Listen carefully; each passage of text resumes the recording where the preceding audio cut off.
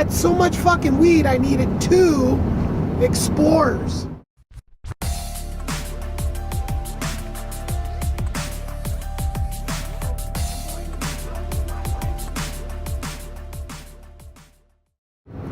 Flying airplanes, back and forth, money's going up, weed's coming down. I've got this nightclub, but really I'm spending more time up in Canada because I just had the best connects up there out of anybody. One day, fly back into, now what we had was a freaking huge hangar. The funny part about it is a couple months ago, I just drove by this airport like every freaking day for like 2 months. McMinnville Airport, maybe?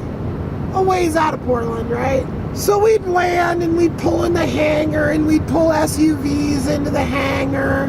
We'd load the SUVs up and go. Well, on this particular trip, boss man had a driver, this kid, he showed up there in like a Tahoe.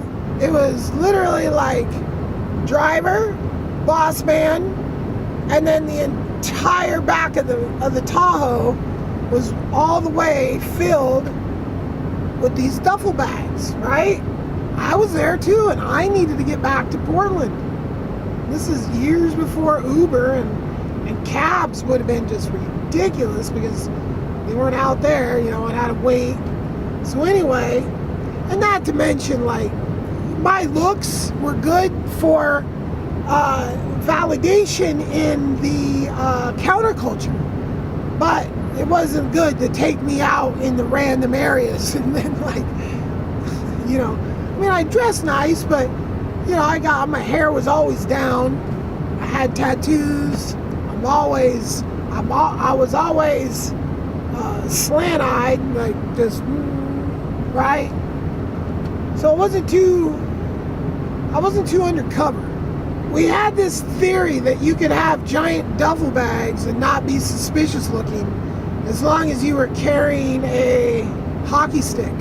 And I mean, it was like the running joke up in Canada because you'd see just these fucking tiny little scrawny fucking dudes that no way in the hell are they playing the fucking hockey, but they have like the biggest fucking hockey bag you've ever seen. They can barely even carry it, and a hockey stick, and they're coming out of the house or whatever, you know. I'm like, I'm just gonna now there's seatbelt laws in Oregon, right? So by me literally laying on top of this, my ass was pressed to the ceiling, right? Which, you know, as far as safety was concerned, it probably wasn't the safest. You know, if we would have crashed, I would have gone right through the windshield type, Superman style. Wow. You know, and this was just all fine and good. You know, it's about an hour-ish. So at one point, and we've got the hockey sticks crammed up in the windows, right? So it's just like Tahoe packed with duffel bags. Like this was gonna like translate into Portland, you know? And my feet were pressed up against the back window, and my head was like basically like right here. And I spent the whole trip that way. It was pretty uncomfortable, really. And at one point, we were at a stoplight, and there was a cop. That was, you know, a little unnerving, but nothing really he could do, you know. Obviously didn't pull us over. We made it back, and everything was just fine. That wasn't the most nutsest situation with cops and big loads. There was another situation where I had this condo up in Vancouver, called it Van. They probably still do. So, because they're Vancouver, Washington, Van is like Canada. So, putting together like freaking huge load. Kept getting more and more money while I was up there, just millions of dollars worth of weed. Millions, you know. Like, it was like the first time those guys ever had me get anything for them. They gave me $1 million. Oh, that's not true. That's not true.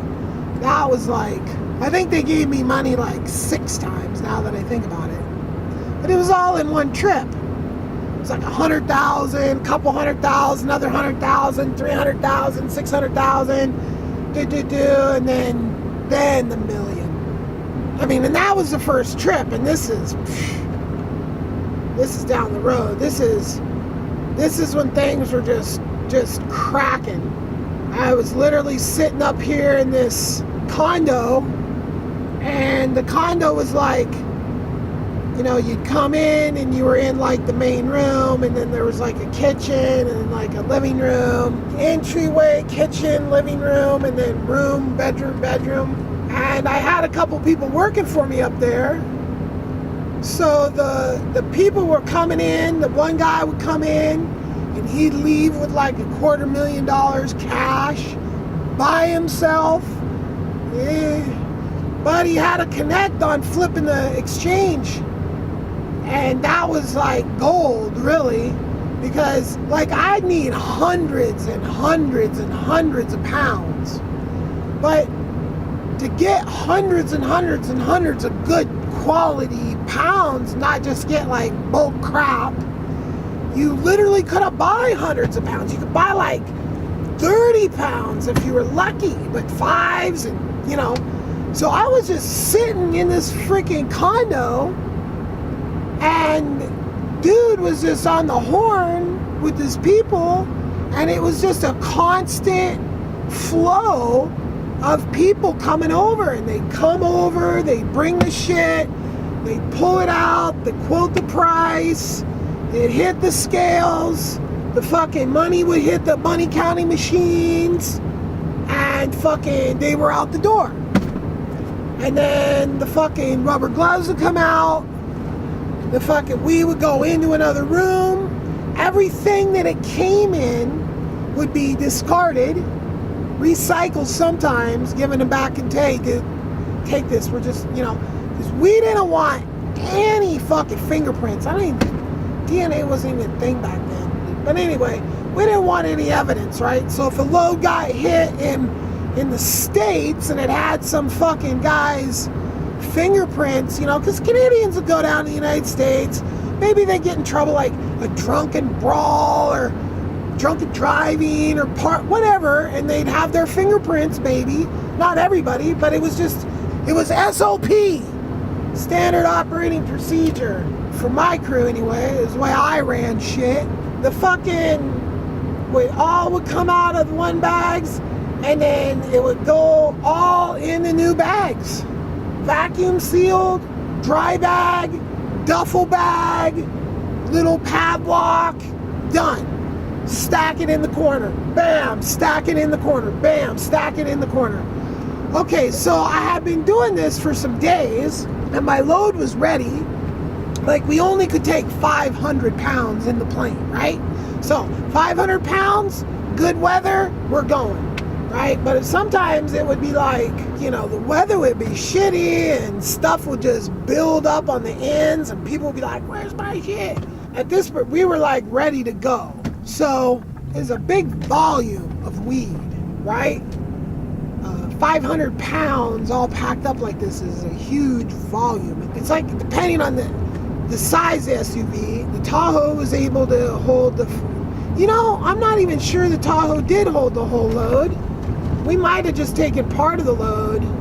Yeah, we might have just taken part of the load. So for this particular occasion, I had so much fucking weed, I needed 2 Explorers, right? Ford Explorers. We rented them. We got them down in the parking garage of this condo, right? So I got my whole load ready to go. I'm taking it out to the fucking island. We got a safe house on Vancouver Island, as well as we bought half an airport there. So we owned like one half of an airport. So the airport was set up like this. It was a runway, and there was fucking a bunch of shit on one end, like tail stalls, I think they call them, and hangars. Tail stalls are like carports for airplanes. Just like back them in.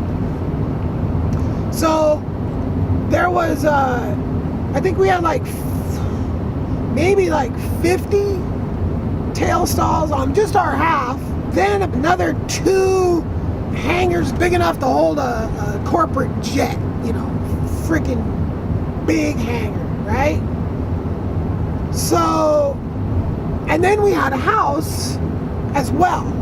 So we had plenty of places on Vancouver Island to tuck stuff up, wait for the weather to be right? And I had that condo, but really it wasn't mine, and I was in the process of getting this other condo. It was just insane. I had to rent 2 Explorers, right? Now, this condo had like a entry through an alley in the back down into a parking garage, right? So I think there was like 4 of us. I had a helper. Ted was my guy. He was mainly doing all the vacuum sealing and packing. And then the guy, I can't remember the dude I was buying it from, but that guy, he had a helper or 2. So what we did was basically took over 2 elevators and then had the Explorers, the SUVs, right, like not in a parking spot, just park like right outside of the, because the elevators came down to like a little room, a little lobby in this area that had doors, right? So then we just parked like right out, boom, boom, took both elevators. We had so much, these weren't like cargo elevators, they're just people elevators, so they weren't super deep, but literally like this, packed up against an entire elevator filled with duffel bags, just filled, packed to the brim. And then one person, right, get down, load up this SUVs. I think we might have been able to hold the whole load in one Tahoe because the back seats were down. I think what we did was that on this occasion we got 2 Explorers. We didn't put the seats down, so we had 4 seats, and then we had the back. Oh, no. One had the seats down, one didn't, because I was riding shotgun, but we had somebody else riding. I don't know. These are awfully detailed details.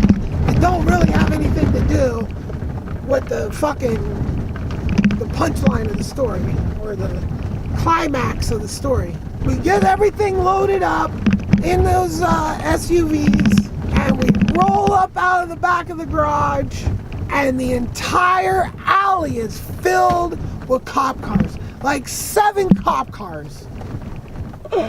I'm having a fucking heart attack, you know.